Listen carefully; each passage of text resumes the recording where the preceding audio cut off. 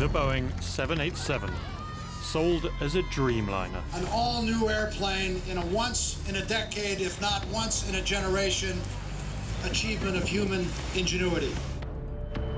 For airlines, it's cheap to fly. For passengers, it offers unparalleled comfort. Wow. For Boeing, it promised windfall profits. The Dreamliner is the plane of the future.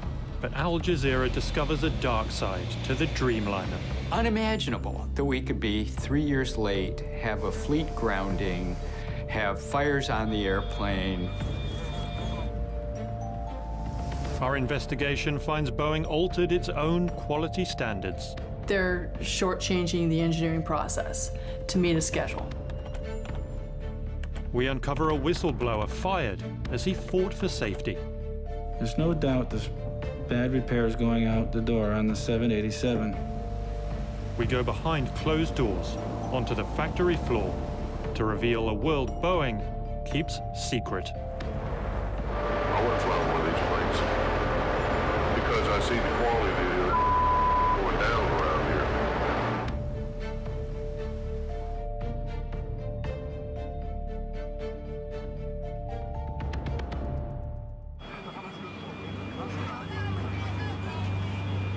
January 16th, 2013, Takamatsu, Japan. A brand new Boeing 787 Dreamliner makes an emergency landing.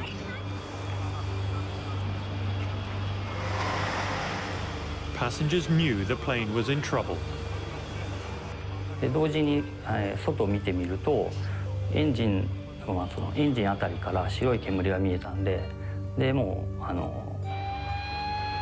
思ったんですけど、非常にプラスチックの焼ける強い匂いが、漂ってきて、このまま墜落してしまうのかなとも一瞬は思いましたが。実際に見ますと、青いボックスが、膨張した形で見分しました。The blue box was one of the Dreamliner's 2 lithium-ion batteries, the most powerful and risky ever permitted on a commercial aircraft. It's just the latest in a string of embarrassments for Boeing's state-of-the-art aircraft. 9 days earlier, a Dreamliner battery had caught fire in Boston, Massachusetts. 2 battery failures in less than 2 weeks. Japanese carriers, all Nippon Airways and Japan Airlines, have grounded their fleets of Boeing 787 Dreamliners. Japan Airlines and ANA had been the first to fly the Dreamliner. Now they became the first to cancel all flights. Breaking news. The United States Federal Aviation Authority... Within 24 hours, the U.S. safety regulator, the Federal Aviation Administration, grounded the 787. All 50 of the new Boeing 787 Dreamliners have now been grounded. The rest of the world followed. No Boeing fleet had ever been forced from service. But on January 17th, 2013, the dream was over.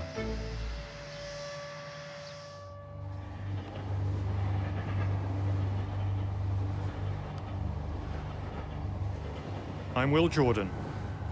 For a year, my team and I have been investigating the Dreamliner. It's the Boeing company's big bet on the future. A plane created to save fuel, improve comfort, and boost profits. Built in a new way, designed and manufactured by scores of companies around the globe.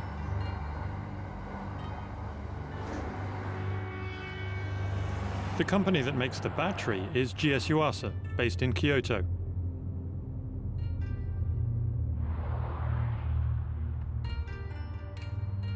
We wanted them to tell us what had gone so wrong.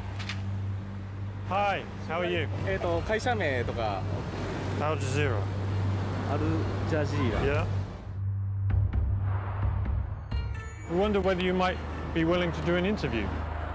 They refused. We have a contract with the Boeing, so we can't tell any comments to you. The battery is only one part of the Dreamliner's complex electrical system. There's also a charger made at a factory thousands of kilometers away. What happened there shows Boeing learnt years ago just how dangerous a lithium-ion battery could be.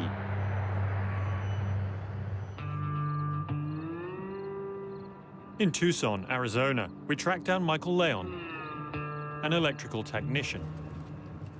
I've been working electronics since I was 17 years old, and I joined the paratroopers and was assigned to an electronic communications battalion of the 82nd Airborne.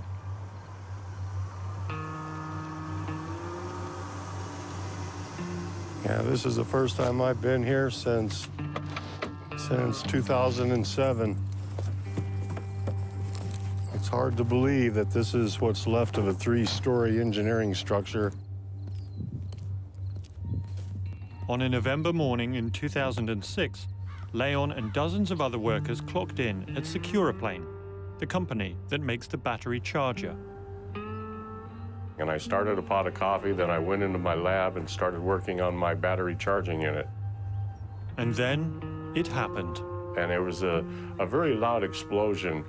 And all of a sudden, I was lying on the floor, and there it was, coming out the side of this battery. It was about that big, and it wasn't like fire. It looked like a jet afterburner, like jet exhaust. The prototype battery Securaplane was using to test its charger had exploded. I heard a very loud series of metallic rattling bangs. There was kind of a shh, and just this jet of steam. The fire was literally rolling up the walls around me, and on the ceiling. I could just see it eating up all around me. I know that if that happened on board an aircraft, there would be no chance of survival.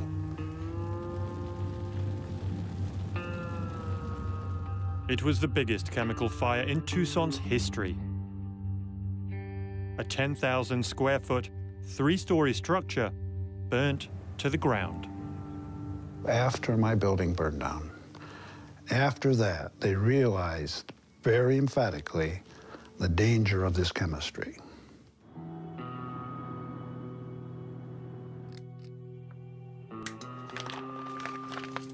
Richard Luxo knows well the chemistry of the Dreamliner battery. Boeing chose the most powerful there is, but also the most volatile. They went to lithium cobalt, which is way up here as far as danger. Luxo stepped down as Securaplane president just before the fire. He started a new company to make lithium-ion batteries for business jets. Luxo was a true believer in the technology. Then he began testing. 2 3.3 amp hour series battery pack bullet test.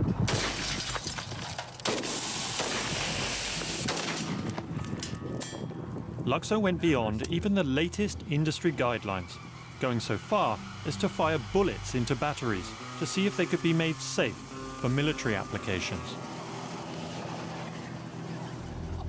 Yeah, you can run the test that you feel that you need to meet the requirements to be safe, but you also need to have a conscience that's going to tell you, I want to do the extreme. In the end, testing with a conscience, Luxo couldn't make the batteries meet the requirements.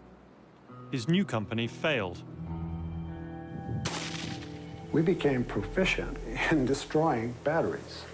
And the more we learned about it, the worse it got. I mean, oh my God, we kept digging and digging. And we were saying, I wonder what the rest of the guys are doing. Well, I guess we knew.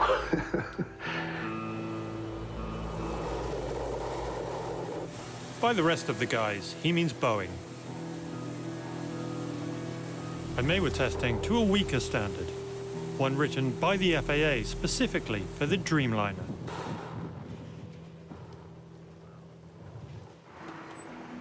It's the FAA's job to regulate air safety. But when it comes to building airplanes, the FAA delegates oversight almost completely to the aircraft manufacturers. When it comes to the battery and beyond, Boeing largely polices itself. The batteries passed Boeing's tests. In line with the FAA rules, Boeing said the 787 batteries would virtually never catch fire on board an aircraft. Then they failed twice in just 9 days. Boeing has not uncovered the root cause of the failures. It found a workaround, a strong steel case, more insulation, and an exhaust for noxious fumes. Any fire will be impossible because there's not enough oxygen to support combustion. But several leading scientists have their doubts. I don't think it's a sufficient fix. Even inside that steel box with all of its fortifications, all the elements are still there for fire.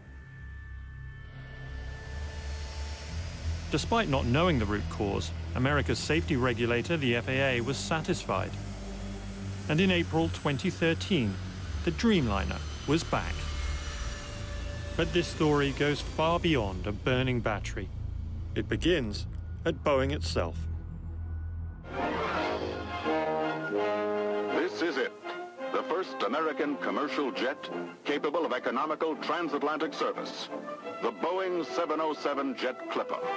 Since its creation in Seattle nearly a century ago, Boeing had developed a reputation as a world-class engineering company. But in 1997, Boeing changed. It merged with competitor McDonnell Douglas. Two companies with two very different business models. The merger was all about transforming our successful culture and business model into the same business model that McDonnell Douglas had used unsuccessfully. You basically shortchange engineering, you stop doing aggressive new product developments, you run the business for cash. The new Boeing moved its headquarters from Seattle, the only home the company had ever known, to Chicago.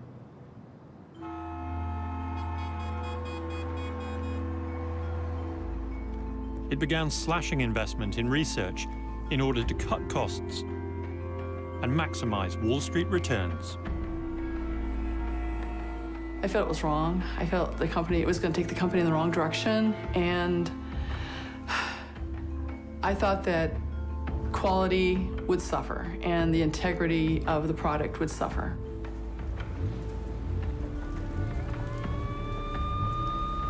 I feel that that legacy and that history and that competence has been hijacked by a bunch of corporate thugs. By 2003, it was time to launch a new plane. But Boeing's new board was reluctant to invest the billions needed. The board made it clear that they wanted this plane made for less money. They wanted it made for $5 billion. They wanted partners to come in to pay the rest. It's expensive. So how do you make that happen? Well, you promise them that you can do it for less, and then worry about the consequences later. Boeing came up with a plan to save itself money. It would push the costs onto its major suppliers.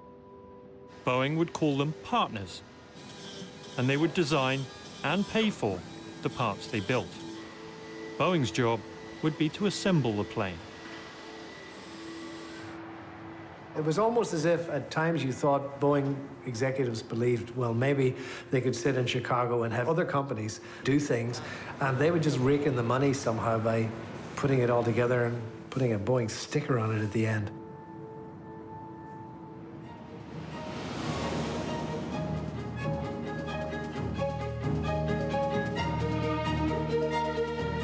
Right on schedule, Boeing rolled out the Dreamliner on Sunday, July the 8th, 2007. 787.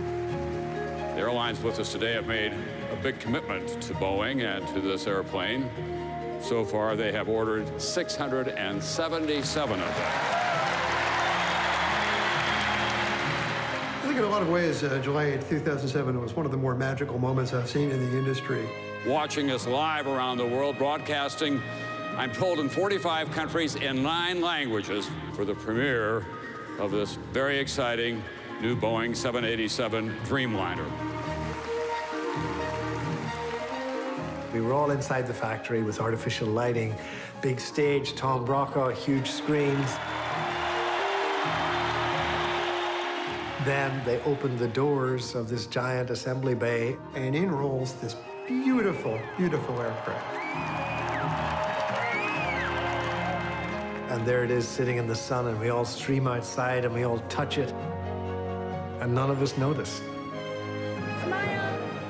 And I'm reassured by all the executives involved that it's going to fly within 2 months. 1, 2, 3. What I realized walking around it is that you could, look up in the wheel well and you could see daylight.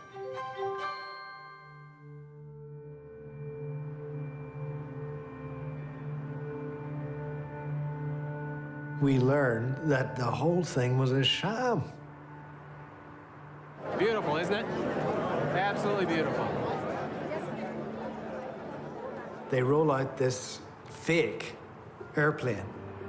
I realized the doors were made of plywood. This plane that we were admiring was completely a shell inside. None of this would be possible, of course, without exceptional leadership.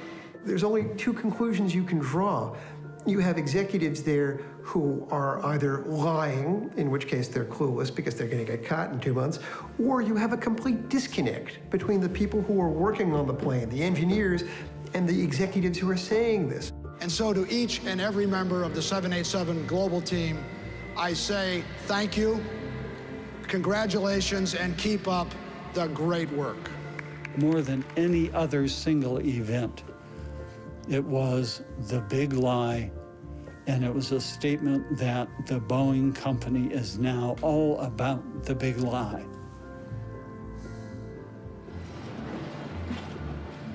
The day after the rollout, Wall Street pushed Boeing's stock to a 10-year high. But it was all about to unravel, as revealed in Boeing's investor calls.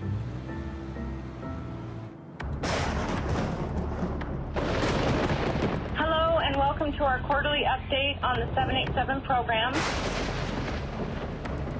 September 2007, Boeing announces its first delay. It's not a failure how the airplane goes together. It's just a really complicated puzzle.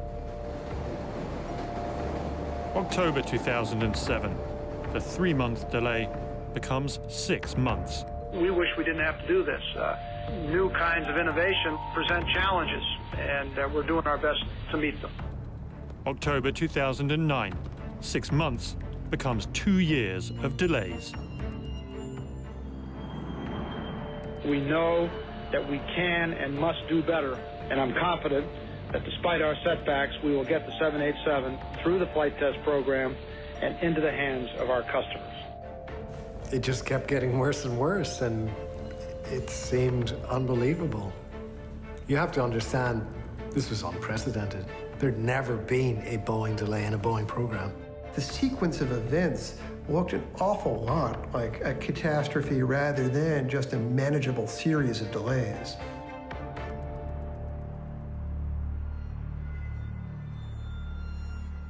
The Dreamliner business strategy was backfiring. Designed to save so much money, it was costing Boeing billions. The outsourcing plan failed very badly. All these different suppliers who were going to build these major sections couldn't actually do it.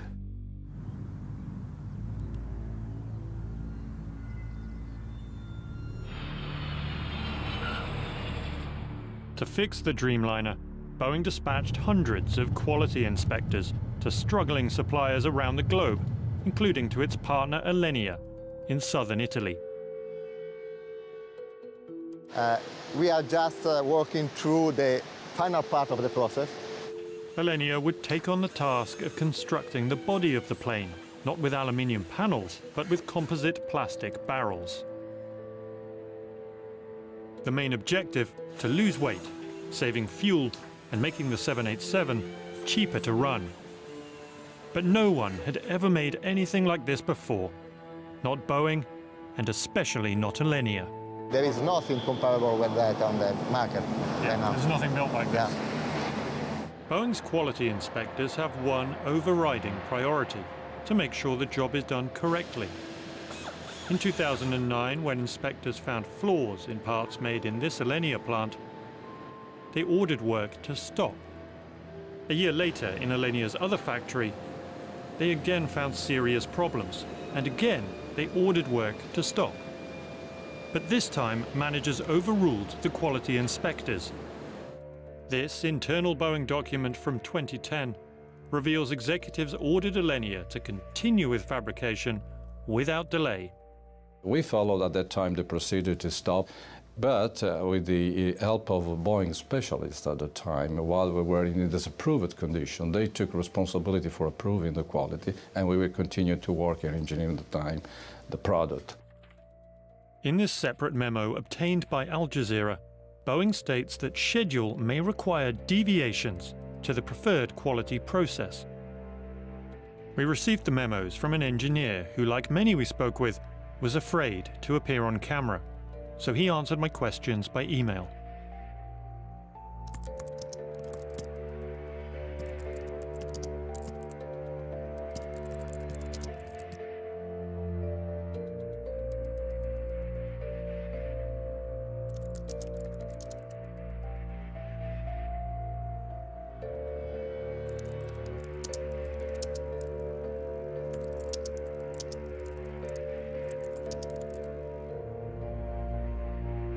The quality engineer told us deviating from the process compromised safety.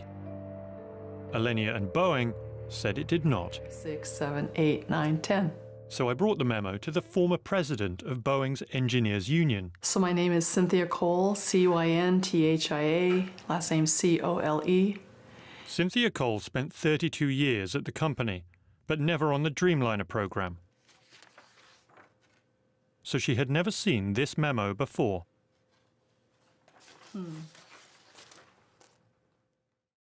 Wow. The program schedule may require deviation to the preferred process. See, that one sentence right there, that one fragment of the sentence. You know, you don't change your quality process for schedule. You make quality happen in the schedule. They're shortchanging the engineering process to meet a schedule. And they're not even allowing quality control to do their job. And they're telling them this is how it's going to be. I don't see how these people who write these things and agree to these things, you know, on the signatures down here, how they sleep at night. I just don't get it. You know, how can you do that? As an engineer, I find that reprehensible. How does that make you feel as a flyer? Oh, yeah, I'm not flying on a 787. That just makes, you know, because I've been kind of avoiding flying on a 787, and seeing this, I would definitely avoid flying on a 787. In part 2, inside a Boeing 787 plant, workers reveal they fear to fly the plane they built.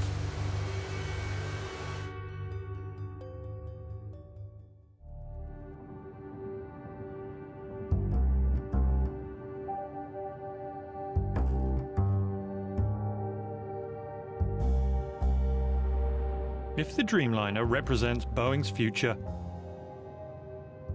then I've come to the place where that future will be built. In this assembly plant in Charleston, South Carolina.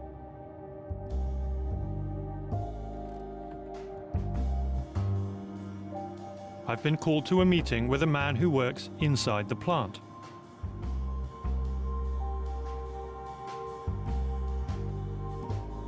He's taking a huge risk, even talking to me. It's been eating me alive to know what I know, and to have no avenue, no venue to say anything.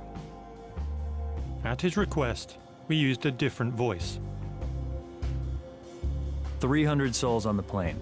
Their lives, it's bigger than me. We had seen reports of bad workmanship in the plant, but the man claimed the problems go far deeper. With all the problems reported on the 787, there's 90% that's getting swept away, hushed up.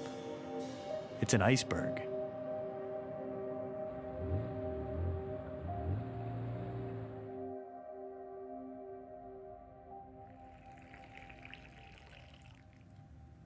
The people that actually work on it are the biggest problem. There is an uneducated, underskilled, and uncaring staff that are building these planes, and I'm not the only one that feels that way. And he was prepared to prove it. wearing a camera inside the plant to record what some workers said about the Dreamliner.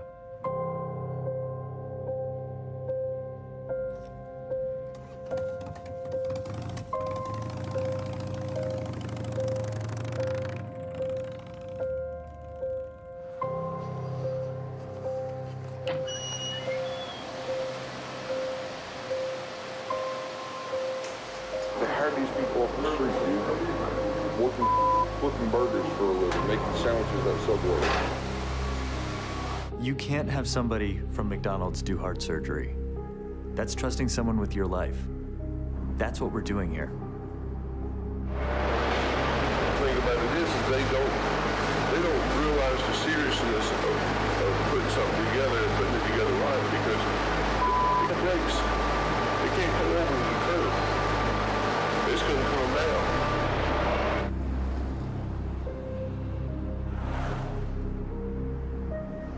I've seen a lot of things that should not go on at an airplane plant. People talking about doing drugs, looking for drugs. It's all coke and painkillers and what's that other? You can get weed here. It's really good weed here. Really? Like in the plant?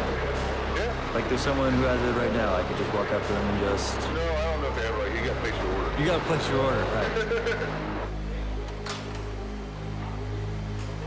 I have never seen anybody or heard of anybody having to take a random urinalysis.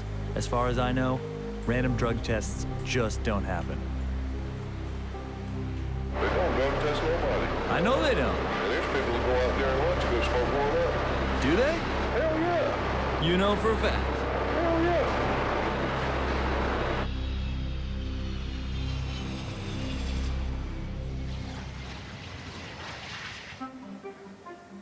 When Boeing first announced the 787 back in 2003, nobody ever dreamt it would have been assembled anywhere but Washington State.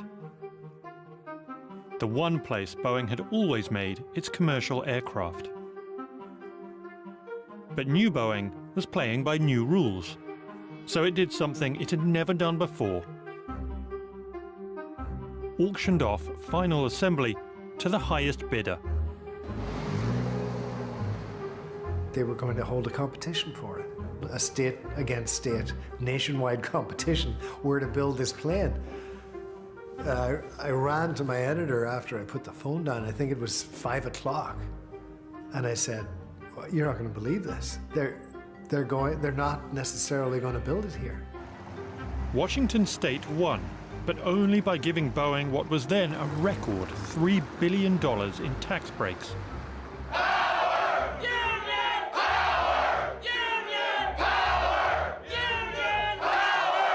5 years later, Boeing's machinists walked off the job after contract negotiations stalled. The strike cost Boeing billions and added to the Dreamliner's delays. Boeing stock was in freefall amid a global economic crisis. That strike really enraged the top executives at Boeing. And so early in 2009, they made it very clear that they wanted a second assembly line somewhere else. That turned out to be South Carolina. The state offered cheap land and labor.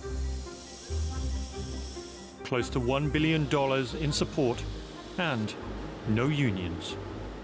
The decision to build the second 787 assembly line in Charleston, South Carolina, was made because of the strike in 2008.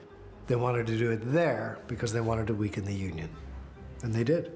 Kind of has a shameless feel to it, right? It's very manipulative and not very hometown. It's not the way you treat your people in your community, unless they're not in your community, and unless you see them as a source of gains to be extracted. But for Boeing, leaving behind a world-class union workforce for the greener pastures of a non-union Charleston would come at a price.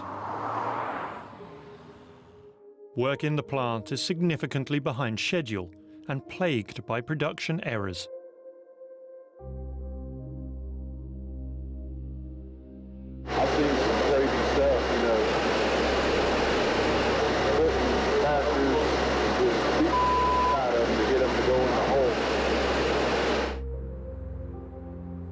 I know of one customer, they'll no longer accept planes from Charleston due to quality issues. They will only accept final assembly done in Everett, Washington. Every day when you go to work, not only are you doing your job, but you're looking at the previous job to see if someone has messed something else up on that and chose not to tell anyone. That machine malfunctioned in there. There's holes up, okay? They just went ahead and filled it. But I've gone ahead and told managers that, and nothing has been done. Nothing. To be sure everything is done correctly and the plane is safe, Boeing has quality assurance inspectors painstakingly check every step of the work. But in South Carolina, this inspector says he only signs off on finished jobs. Here you'll do the whole job and we just final it. You know, and I'm supposed to verify, oh, you checked the hole, you did the sealant, you put in the fastener. I never saw all that. I'm supposed to final it, saying it's good. What a problem I have.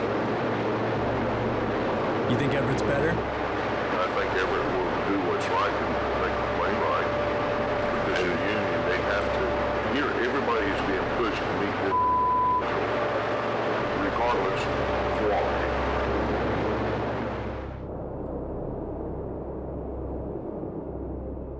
Which do you think is the priority then, schedule or quality? Schedule.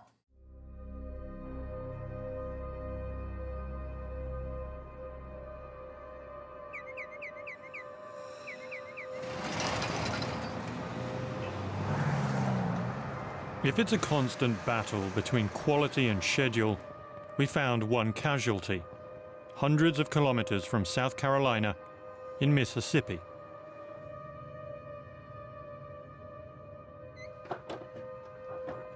My name is John Woods. I'm an aerospace engineer. Worked for General Electric, Lockheed, Boeing. John Woods spent a career in the highly specialized field of aerospace composites. Boeing hired Woods, knowing he had qualified psychiatric conditions. Attention deficit disorder, obsessive-compulsive disorder, and mild depression. His job was to write instructions on how to repair parts damaged during the manufacturing process. It's my job to make sure that that aircraft is safe. Woods says when he tried to enforce quality standards in the South Carolina plant, he was berated by his bosses.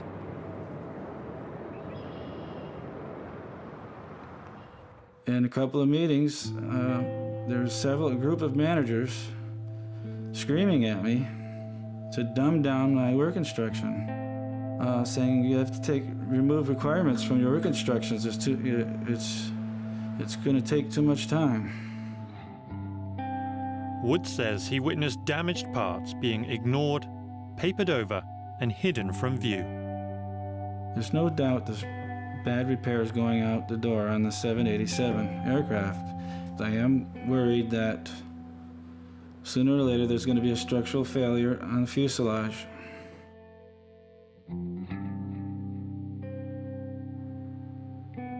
Woods appealed to Boeing's Human Resources Department, claiming he was being harassed for doing his job.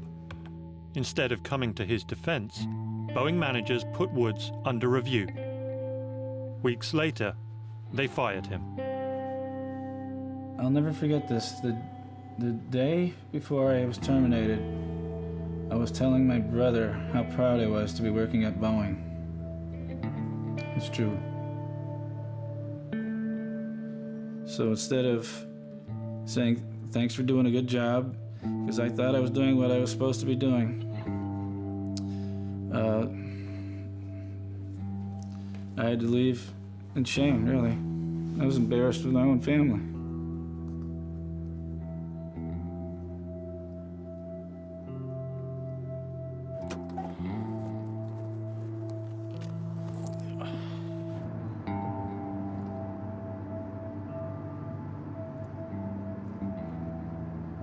He still had not lost faith in the system. He turned to the FAA.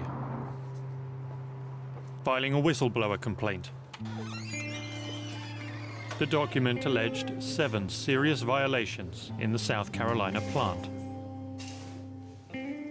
So I've gotten to the page where they reach their conclusions in their discussion, and what they found is of all the allegations, all but one of them they could not substantiate, and the one that they could substantiate, they asked Boeing to fix it. Boeing said, okay, we fixed it, and then they closed the investigation. And that's pretty much how they all go. I mean, I've seen this so many times.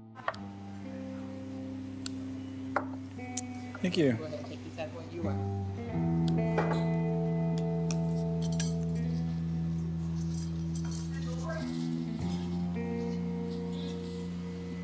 I always tell people when they call me up with information and they say, well, I have all this information about this dangerous situation. Should I blow the whistle?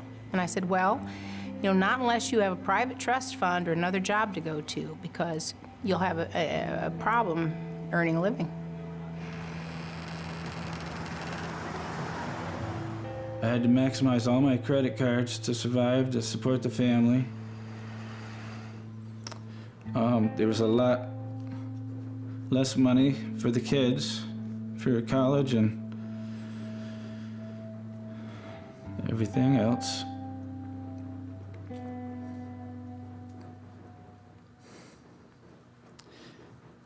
And it shouldn't be this hard to do the right thing.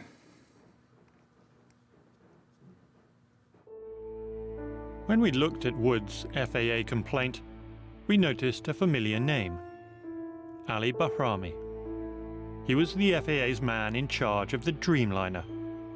In 2011, 3 years behind schedule, Boeing celebrated final approval for the 787 to fly. And it was Bahrami who signed the order. And thanks also in recognition for Ali Bahrami, manager of the FAA's transport airplane director. It was Bahrami who signed off on the Dreamliner batteries. And after 2 failed and the FAA grounded the Dreamliner, it was Bahrami who signed it back into the air. Shortly after that, he retired from the FAA. 2 weeks later, Bahrami was hired as vice president of the Aerospace Industries Association, which lobbies on behalf of Boeing. One of the first things he did was to appear before Congress to call for greater self-regulation for companies like Boeing. We urge the FAA to allow greater use of delegation, not only to take full advantage of industry expertise, but to increase the collaboration that improves aviation safety. Mr. Bahrami declined our interview request. One day you're regulating the airline, and the next day you're working for it. You can't possibly be tough on the industry that you're regulating, because you'll never get that plum job after you leave. The regulators at the FAA will rarely cross Boeing. They simply won't. It's the Washington influence game, and Boeing is a master. Last year, the company had over 100 registered lobbyists. 78 of them were former government workers. 3 were former members of Congress. Boeing Chief Executive Jim McNerney is chairman of President Obama's Export Council. The president's former chief of staff came from Boeing's board, as did his second Commerce Secretary. As Secretary of State, Hillary Clinton helped broker a $3.7 billion sale of Boeing planes to a Russian airline. Even President Obama boasts that he works for Boeing. So I tease Jay every time I see him. I said, I deserve a gold watch because I'm selling your stuff all the time. Jay is Jim McNerney. It's clear what Boeing gets from the US government. What's not so clear is what it gives back. Boeing paid no taxes in 2013, no federal income taxes. That's not a unique year. Over the last 12 years, they claimed over $1.6 billion in federal tax refunds, even though they reported $43 billion in U.S. profits. $43 billion in profit, but none of that comes from the Dreamliner, which has cost billions and is years away from making money. All of Boeing's commercial profit comes from older aircraft, those created prior to the Dreamliner, prior to Jim McNerney, and prior to the merger. It has been the top executives and largest stockholders who have benefited most. Boeing CEO Jim McNerney made $27.5 million in 2012. That was enough to pay the salaries of the President of the United States, the Vice President, the 15 Cabinet Secretaries, the 9 Supreme Court Justices, the 7 Joint Chiefs of Staff, and all 100 U.S. Senators. McNerney is set to retire with a pension of close to $250,000 a month. Just before Christmas 2013, Boeing demanded pension cuts from its union machinists. For Jim McNerney to be earning a pension at approximately $250,000 per month and think that it's okay for him to take my $2,200 a month pension is outrageous. It's absolutely outrageous. Back in South Carolina, our unauthorized tour with Boeing's new workforce is coming to a close. There's only one question left to ask. Would you fly on one? No. You won't fly on one. Would you fly on one of these planes? No, not really. Would you fly on one of these Probably not. Would you fly on one of these? Yeah, it's sketchy. Sketchy. Nah, I probably would, but I mean, I'm having death wish too. Our source asked 15 of his co-workers if they'd fly on the Dreamliner. 10 said no. I wouldn't fly on one of these planes. You wouldn't? Why wouldn't you? Huh? Why wouldn't you? Because I see the quality of going down around here.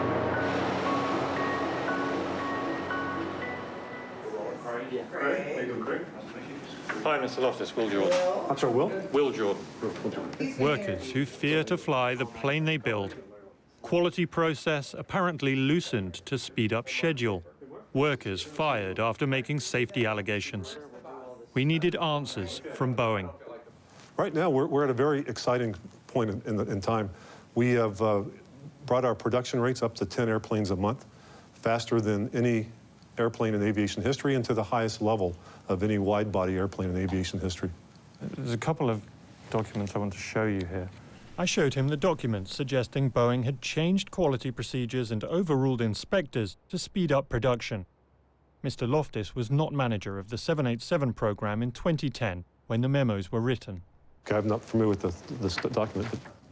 Former Boeing engineers have told us that these represent Boeing essentially putting schedule ahead of quality, shortchanging the engineering process to meet a schedule. Is that something you recognize?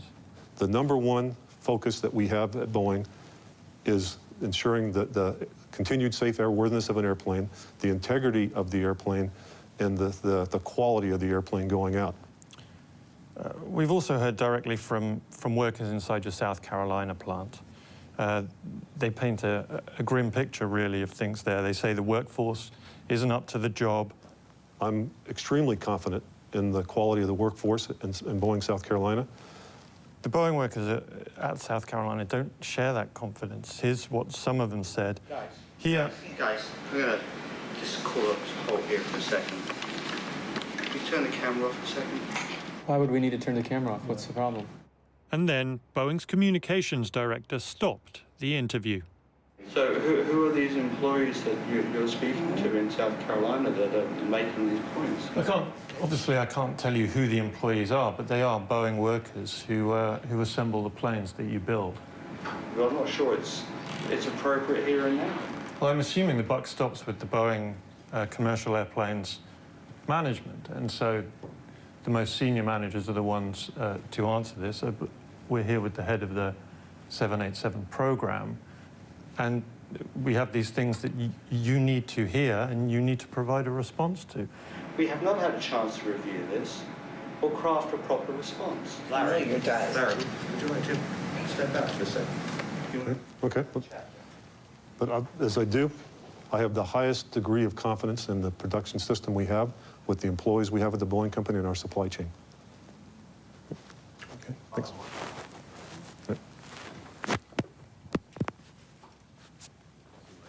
Boeing answered our questions in writing, denying it compromises safety or quality. It said our interview was hostile, unprofessional, and in the worst traditions of tabloid-style television news. The company said it was confident that its battery fix prevents failures. Boeing says it uses one common FAA-approved quality system for the 787 in Everett and Charleston. Boeing noted its memo stated it did not signify authorization to ship parts that don't meet quality requirements. Boeing said it drug tests in line with company policy and applicable law. The company denies any customer has said they will only take planes from Everett. As for John Woods, Boeing says his safety claims have no merit.